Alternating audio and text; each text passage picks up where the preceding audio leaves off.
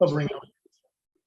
We can go ahead and get rolling. So welcome back, everyone. Hope everyone is doing well on yet another rainy day. I think the biggest updates today are going to be kind of what are we seeing as far as incidents of the virus. I'm going to talk a little bit about the new variant, given that has caught a little bit of interest. We'll talk a little bit about boosters, and then we'll talk a little bit about the vaccination mandates as they currently stand, which obviously changed about 4 o'clock yesterday for those who were playing at home. So starting out with kind of current incidents. So it was talked about at the U of R command center. It's actually been talked about in other venues since. If we look at almost a county by county incidents, Monroe County and parts of Western Ontario County are in a 6-week doubling phase, which means if you have 100 cases this week, you would anticipate it'll take 6 weeks to get to 200 cases in a week. If you look at eastern part of Ontario, Livingston, Steuben, Allegheny, pretty much the entire other surrounding cauldron, we're in a doubling phase of about 1 to 2 weeks. So whereas the total number of cases in the ring around Monroe County are lower and the total case rate in Monroe County is high, it's more of a population density issue. And we're actually seeing the most rapid climb in rates outside of Monroe County. Now, interestingly, if you overlie the vaccination rate, what you see is that they are inversely proportional to one another. So Monroe County has the highest vaccination rate and has the lowest doubling rate of infection. If you go out to Allegheny County, which is one of the lowest vaccination rates, the doubling rate right now is about once every week. So it does seem that those two are crossing very closely. No surprise to anybody. I think we all kind of knew that vaccination is the way forward, and hence the mandates and all the discussions that have come with that. Another interesting piece, because there's been this growing fear, especially with the Delta variant, about the rate of hospitalization and mortality for those who have been vaccinated with the Delta variant. So I thought it was interesting. I think it was in the New York Times Saturday. And this was data that largely came out of New York State, which I found interesting. The incidence of acquiring coronavirus at all, but Delta in particular, if you are vaccinated, is about 1 in 5,000, which is certainly much less than, we're looking about 2 to 3% otherwise. If you look at the rate of hospitalization for the vaccinated, it goes to about 1 in 120 to 1 in 160,000. And that's hospitalization and or ICU. So while it is a concern that we're seeing vaccinated folks contract the virus and or get hospitalized and go to the ICU, and undoubtedly there are those who are even dying who are vaccinated. Again, it's this almost misinformation that's going around that, oh, see, the vaccine really didn't make that much of a difference because people who are getting vaccinated are getting hospitalized as well. That is absolutely true, but we're talking orders of magnitude difference as far as the risk level amongst the vaccinated versus the unvaccinated. And I can say from the hospital side and tracking this within our own institution here at Noyes, if you look at the vaccinated individuals that are hospitalized, it is the exception and the rare exception that they are not either advanced elderly or have some immunocompromising status. They're on chemotherapy, they're on some immunocompromising drug, whatever the case may be. So if they don't fall into one of those categories, it is almost unheard of to see a vaccinated individual hospitalized. And that same thing pretty much holds true, at least for the Finger Lakes region, some folks that I've talked to around here. So, I think as much as possible, I think trying to get the real data out to folks as they ask, or have those tidbits in your back pocket to be able to counter when people raise these issues is important, because the misinformation is definitely delaying people getting vaccinated more and more each day. And clearly, I think the data is pretty much firmly in the corner of the vaccine is doing what we intended it to do. So that's good. With that raises all of these questions about boosters. So I think everything I just said, that those who are vaccinated and getting hospitalized are advanced elderly and immunocompromised, supports the premise that those who are potentially needing boosters, right, or who can currently go and get a booster today, there probably is some merit towards that. And if you look at antibody response studies, it does indeed look like in those immunocompromised individuals, a third dose does substantively improve their antibody response. So I think while the incidence is extremely low amongst the vaccinated, and the ones that will probably be at highest risk are older or immunocompromised, but even then the risk is pretty low. I would say if so inclined and willing, it's very reasonable to consider booster dosing in that group. In the immunocompetent, so I would say those on this call, in the younger population, I don't think anybody on this call is over 85, but if you are, I'm not going to call you out. I think you could make a valiant argument that the data is still murky at this moment as to what the value of the booster is at the intended September 20th 8-month time window. I don't think there's any data to suggest that it's harmful, other than just the potential low risk of complications from getting the vaccine. But I don't think there is slam dunk evidence that everybody should be lining up on September 20th to get a booster if you are immunocompetent, healthy, average younger age individual. So that data may change. I know there's a lot of discussion for it. The current administration has put forward that they do plan to go forward with boosters, but that they will follow the science.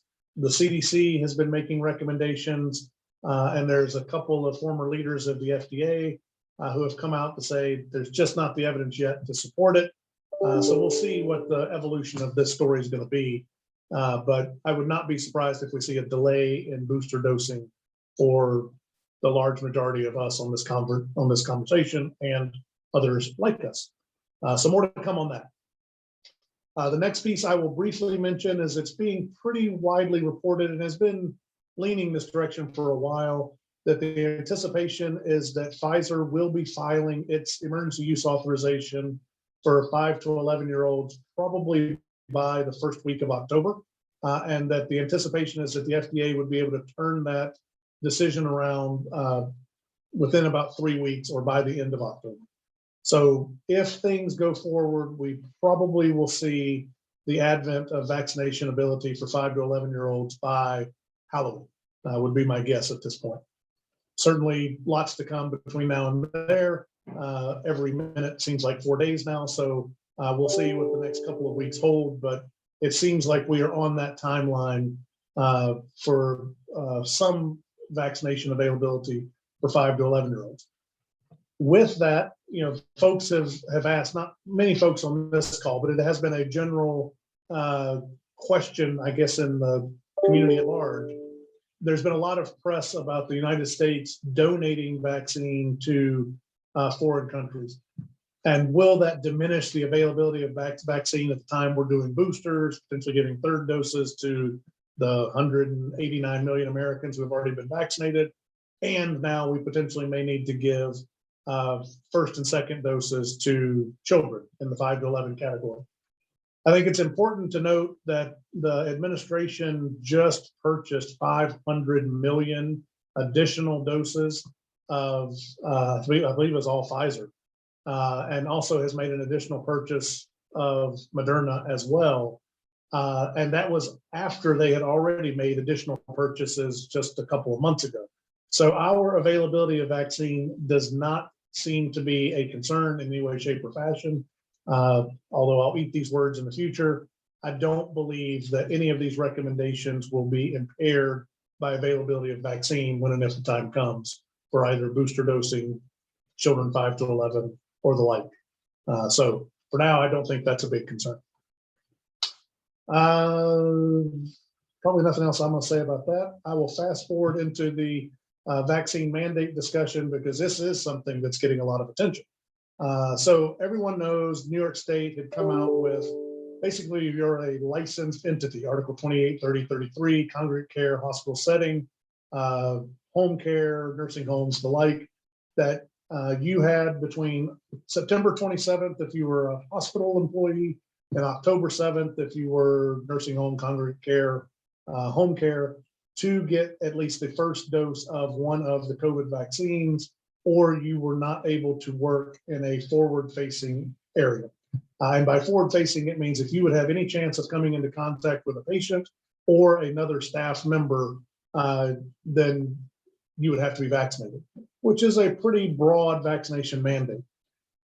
They did allow for medical exemption, but only in the case that you had documented anaphylactic reaction to one of the COVID vaccines or a component of all three of the COVID vaccines. So very limited medical exemption. They did not allow for religious exemption. The federal government stepped in and said, with equal employment, you must allow for religious exemption. So the state said, fine, we'll allow for religious exemption. However, they can't, if they do get a religious exemption, they can't be forward facing. So that would have meant anyone who got a religious exemption would have had to work in a completely remote area where they could not contact other staff or employees ever. And since almost every healthcare institution at this point has as a contingency plan that under a surge criteria, we would pull back any and all employees to cover hospital and or nursing home needs, it pretty much excluded anyone from being able to work, even if they were able to meet the religious exemption criteria, which the bar has dropped on that as well. Then at 4 o'clock yesterday, there have been about 7 court cases in the last couple of weeks that have been filed in various areas across New York State, seeking an injunction against the state, filed predominantly on behalf of employees, sometimes hospitals, or medical staff at hospitals. Most of the cases have been brought by conservative religious organizations against the state. One was ruled on yesterday at 4 p.m. where the judge issued a temporary restraining order against the state which basically now says that they not only have to allow the religious mandate or religious exemption in the mandate, but that they have to allow for reasonable accommodations for those who meet the religious exemption status, which is a long way of saying, if someone comes to their employer now and says, I have a sincere and deep felt conviction about my religious beliefs that prevents me from receiving the COVID vaccine, that is all they have to say. They don't have to quote scripture, provide attendance evidence, get a letter from a minister or pastor. If they say that, then reasonable accommodations have to be made, and those folks can continue to work in forward-facing areas, which means 3 weeks ago when we were talking about a masking, daily symptom, and weekly testing protocol for those who were refusing to get vaccinated, that now will fly if someone files a religious exemption. So the anticipation is that we're going to have a bit of a revival of religious beliefs in the healthcare community because folks are starting to file religious exemptions at a fever pace. Now, they may have had those convictions all along, and I am very supportive of them. And trustfully, from a public health standpoint, we were facing potential crisis of being able to provide care delivery, closures of units, reductions of staffing. So I do think folks will avail themselves of this opportunity. And the bar is relatively low that they have to demonstrate to meet that criteria. So I know several of you either lease space that are part of Article 28 facility, and therefore it was going to extend to your practice. You have folks who work part-time in a hospital setting or a nursing home setting, and we're going to fall under this guideline. So there will be this easing of the restriction. While the mandate remains, the exemption will provide an escape hatch, if you will, where people can, if they file the appropriate exemption paperwork, they can get some allowable release to be able to continue to working with a mask and testing parameter. So obviously this just came out at 4 o'clock yesterday. The court has set a hearing for that temporary restraining order on September 29th, which was 2 days after the mandate was set to go into effect. So nothing will really change between now and then. It remains to be seen. Will the state challenge this? Will they seek an appeal? Or will they allow this to go forward because we have a newly seated governor who is already starting a re-election campaign and facing a potential public health crisis in the middle of a pandemic would have been bad politics. So potentially this is an easy way to allow this to serve the needs of the masses and stand as it is. So lots to come from that. We'll see what the downshot of it is, but I do think, speaking certainly from the hospital side, there are a good number, if you watch the news, follow any kind of social media comments, there were a good number of people who were extraordinarily relieved and pleased to hear that there was going to be this allowance that would allow for people to continue to exert their faith restrictions on getting vaccinated. I realize that some people, while we had people who were very upset, heartbroken that they were going to lose their career over something that is a deep-seated belief that they have, we also have people that don't want to work with other staff members who are not vaccinated. So we definitely see both sides of the coin. This is an extraordinarily divisive issue right now. But I will say, if there's one takeaway that I still think holds true and that provides some relief in this discussion, we felt pretty confident when we were following a masking, symptom check, testing parameter that we did not see any evidence of significant, if at all, infection of patients or other staff members when they were adhering to those restrictions. So for folks who will now go into this exempted pathway, theoretically, this will be the best of the protection mechanism we had pre-vaccination. And all the evidence that we had said that was working pretty well. We talked about before, the evidence of transmission in a healthcare setting was extraordinarily low when we were rigidly adhering to symptom checking, temperature checking, masking, and the like. So my hope is that that will continue to hold and we'll both have adequate protection at the same time that we continue to push vaccination at the same time. So that is the newest and greatest. Obviously, this all could be appealed and overturned tomorrow. We won't know until we see what happens in the court system. But for now, it does appear that there's some temporary relief from what we were anticipating was going to happen previously. I think that is the biggest majority. I know several folks have posted questions in the chat room. I can shut up and let LJ, I think I saw LJ pop on at least briefly. LJ's listening. She's not going to be able to talk, unfortunately. So if you can address the questions in the chat, that'd be awesome. Sure.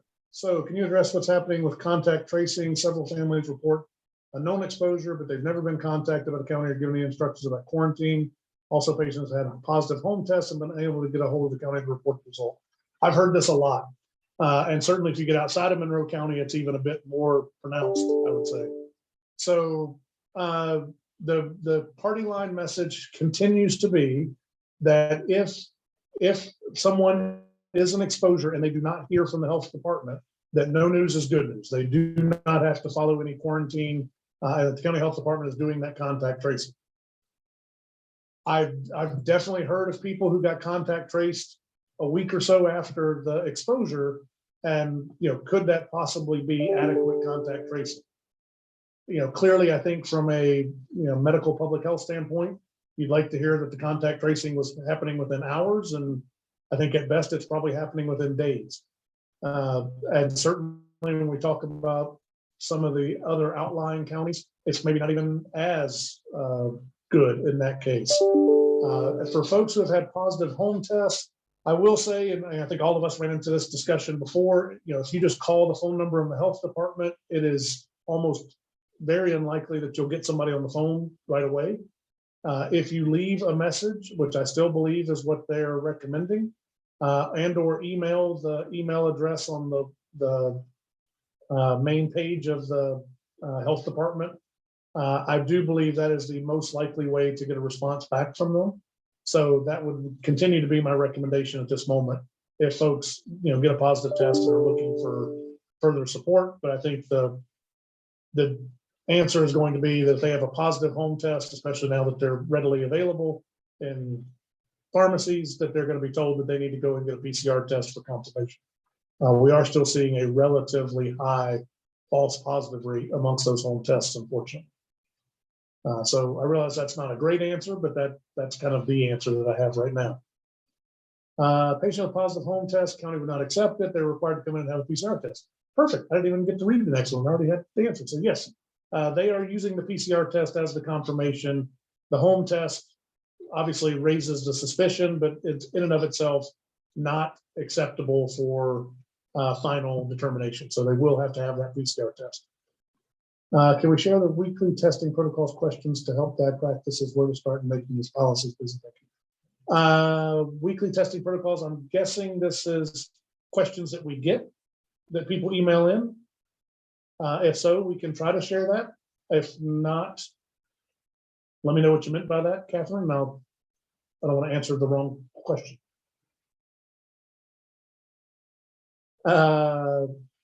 What's the latest updated turnaround time for PCR results? So I think in general, it is within 24 hours. I have heard of a couple of isolated cases where the results are taking maybe a couple days here and there, but I think that is more the exception than the rule.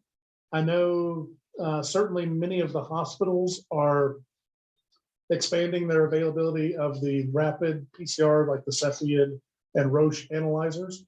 So they are running more and more tests through those if they have the reagent capability. Obviously, those reagents are still in limited allotment. But for the standard high volume PCR testing, I generally think the turnaround time is 18 to 24 hours in the vast majority of cases. There are exceptions I've heard, but very few that I'm aware of. Schools are actively helping with contract tracing. Thank you, LJ. Can I get the RGH COVID vaccine exemption contact information? I do not have their COVID vaccine exemption. I don't have that, truthfully. I would say if you wanted to reach out to Jeff Allen with GRIPA, he could probably get that to you, but I can tell you that a lot of this documentation is changing literally by the day. So it's probably getting revised as we speak, but I don't have RGH's information, unfortunately. I apologize. We were informed the health department is purchasing PCR machines for school districts. Any word on this? So I had heard this as well. If LJ is typing feverishly behind the scenes, she's probably much more informed than I am. My understanding is while this had been discussed, the availability of the reagent was still going to be one of the big limiting factors. So I don't know that it was going to be a widespread useful situation, because I can tell you even hospitals are on an allocation basis for the test kits for the Cepheids and Roches, which is I think what was talked about being purchased in the schools. And the allocation is, I mean, literally, I can tell you at Noise, our allocation on our Cepheid machine is like 40 kits a week. So you can imagine for a school system, that's not going to be dramatically helpful in some cases as well. So I have not heard personally, but we can confirm that with LJ and the team and get back to you and let you know for sure. And I think that has run the list. So we actually have some time left. Anything for you, Renee? I do have a couple things that LJ has asked me to share with the group. Want to make you aware that in today's email update, we'll be re-upping some documents that we've shared before. Most important one being the COVID-19 post-vaccination guidelines for schools. So that protocol of when a patient comes to school immediately upon having received vaccination, and if they're displaying symptoms, the appropriate protocol. And then we have some new information to share that was put up on screen at that last task force call, the Finger Lakes Reopening School Safely Task Force. These are the protocols for students, teachers, or staff with proof of vaccination who've been exposed to COVID-19, those same folks without vaccination who've been exposed to COVID-19, sorry, and student, teachers, or staff with no known exposure, regardless of vaccination status, who are exhibiting possible COVID-19 symptoms. So we'll be re-upping those documents, and the links to those will be included in the email. LJ also wanted me to share that she's been receiving your emails, your feedback about school systems, school nurses that are not exactly, they're giving parents guidance that does not line up with what Monroe County DOH is saying. She wants you to keep those coming, and she plans within later this week or maybe early next week to get back to everyone with a global response of what's being done to help those align better with the guidance coming out of DOH. So those are LJ's updates. And then I just had one of my own, we'll include information about this in today's email, which wanted to make sure everyone saw the news that the Biden administration announcing $25.5 billion in new funding available to healthcare providers affected by the COVID-19 pandemic. There's going to be $8.5 billion from American Rescue Plan funding, and that's going to be resources for providers who serve rural Medicaid, CHIP, or Medicare patients. And then there's $17 billion available from the Provider Relief Fund. This is phase 4 for providers who can document revenue loss and expenses associated with the pandemic. So that applications are going to start being accepted on September 29th. And we'll include in today's email all the information we have about how you can apply for that funding. That's it for me. And I have one more that the good Dr. Dobson, our Director of Pharmacy Services, just reached out to me to remind me. So several of you, we talked about it last week, have inquired about being able to administer the Regeneron antibody cocktail in your office. You may have heard, effective yesterday, I think it was, the administration has now pulled the dissemination of the Regeneron and antibody cocktails to the federal level from the state level. So therefore, the application that you filled out no longer applies, because that was a state dissemination program, which will now be Health and Human Services dissemination program. And I am not yet aware as to whether that will be allocated to private offices or whether it will go to hospitals and infusion centers only. I just don't have all the details on it yet. So just know that if you were gearing up to be able to do Regeneron sub-Q or infusion in your office, that's actually on pause for the moment. And I can tell you that locally, the amount of allocation is a little bit thin right at this moment, while we're kind of waiting for this transition and allocation to occur. So if there's a flood of people needing it, we're going to be a little bit stumped probably for the next week or two while we figure out what the next step is going to be for the federal government taking this over. All right. I think I have now addressed the private messages. Anything else? Questions, issues, words of wisdom, things I forgot?